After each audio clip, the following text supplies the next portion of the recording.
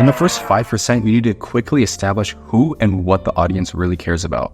And if you want to be able to craft a story, whether that's a book, a YouTube video, or a film that's addicting, then you got to keep on watching. Story structures are actually really hard to apply to your story.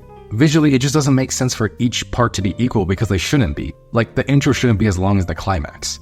Ideally, the characters and what the audience should be curious about should be established right in the beginning as quickly as possible. I figured out the best way to structure a story by studying hundreds of different stories, and this is what I came up with. So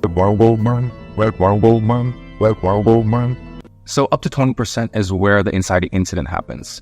And this is where we get to go along with the character to explore a new world. Something is different and we get to enjoy seeing whatever that is. So whether it's the start of a budding romance in a rom-com or the characters dropped in a new fantasy world, it's something new and exciting. It'll be slightly uncomfortable because, anything new comes with a little bit of discomfort. Like finding out you have superpowers. It can be very unnerving, but undoubtedly exciting. And this is what this part of the story is all about. You're starting to set up what you know the audience came for. So the next part is the main portion of the story. This is the actual plot, the bulk of the story and what the audience came for. So now you have to deliver on what you promised. This is where the main character starts to learn magic and cast spells, or when the superhero meets the villain for the first time and gets to fight them. I've been using a lot of generic examples that everyone knows, fantasy and superhero movies. They all have fighting and follow a hero, so it's really easy to sense the structure there. But what if I told you story structures exist everywhere? Like, for example, YouTube videos are all structured in similar ways. I mean, why do you think Mr. Beast gets so many views? Yes, he is a YouTube genius, but he's mastered storytelling perfectly. My favorite video of his has got to be the one where Mac faces his biggest fears. Even though Mr. Beast doesn't fake any of his videos, there is a clear narrative going through this video. And it follows that same story structure. In the very beginning, he quickly establishes what we should be curious about. My friend Mac is about to experience the scariest moment of his life. Then we immediately get to see what kind of challenges Mac is going to have to face.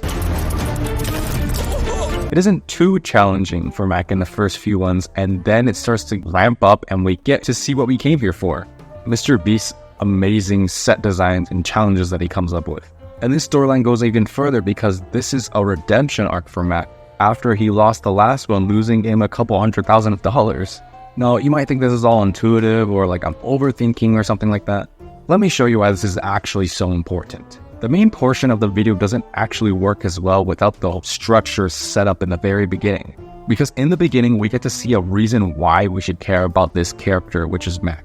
Same as any other story, the intro lets us get invested in the world and the characters and give us a reason to root for that main character. In this case, we get to see Mac's reluctance, but also determination to win that money and redeem himself from the last time. Now, it doesn't sound too relatable at first glance, like who is going around missing out on the opportunity to win hundreds of thousands of dollars? Like, that doesn't really happen to your day-to-day life. But what we can all relate to is regret and failure. Failure. Anyone can see a little bit of themselves in Mac. And that's what you want for a character. That is the lens to your story, and you want the audience to be able to connect and relate to the main character because that is how we're going to perceive this world that you've created. But you can see what I mean now, right? The beginning of the story lets the audience feel the characters and the world, while the plot lets the audience enjoy said characters and world. Now, from 50 to 70%, it's not too different from the previous section. We just continue watching the plot unfold and get more interesting. But everything is more intense. The characters are starting to change, but their character arcs aren't completely finished yet. This is the turning point. This determines whether or not the protagonist is going to finally fulfill his desires. Again, it will feel very similar to like the whole plot section, but there has to be some kind of difference. It has to at least feel different, or else the audience will start to get fatigued and get bored. It's like eating a meal. You know when you're eating pasta and like you're eating a bunch of noodles, but then you like eat a meatball when you get bored. You have to spice it up a little bit. Or like when you're eating a burger and like it's a good ass burger, but you need to like put fries in there or something just to like, switch it up a little bit. It's the same concept. Every bite of the story feels different, but the whole meal itself is still cohesive. That is what we're aiming for. I think a great example of this is the MCU Spider-Man movies. In Spider-Man Homecoming, the Vulture finally pieces together that Peter Parker is Spider-Man. And this is a huge turning point in the story, obviously, because Spider-Man's hidden identity is a huge part of his identity, if you know what I mean. So, the fact that the Vulture knows now completely changes the plot moving forward. Doesn't really change much in terms of the plot, because Spider-Man's still gonna have to, fight Vulture and everything. It's the same concept. But the scene perfectly blends the two parts together. It gives us a new thing to worry about, which is Vulture revealing Spider-Man's real identity, which is Peter Parker, while also still being invested in Spider-Man stopping Vulture. Similar thing in Far From Home. MJ figures out Peter Parker is Spider-Man, except this scene serves as a turning point because this is where Peter figures out that Mysterio tricks him and he's actually a villain. And again, this reveal changes the trajectory of the story. Peter still has to struggle with the same thing he did with the whole movie, balancing his desire to be Peter Parker and his responsibility as Spider-Man. But now the movie has an entire shift in tone. We're now curious to see what happens when he finds Mysterio and what's going to happen after that. That's the goal, to start ramping things up and getting the audience excited for the next part. Who are you? The past. The next part is what I would call the final battle, which is the last 70 to 95%.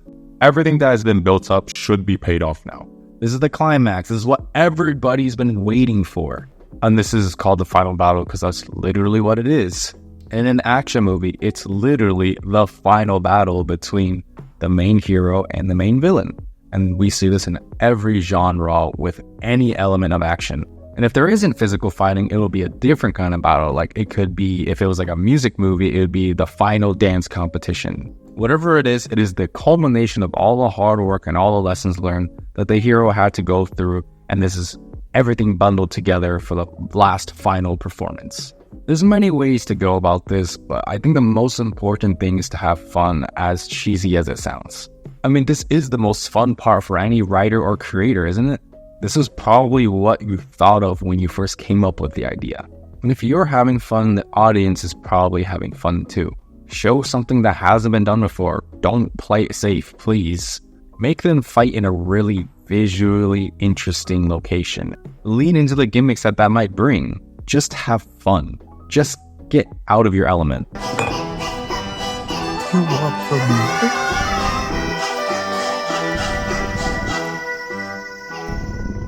Done listening to you.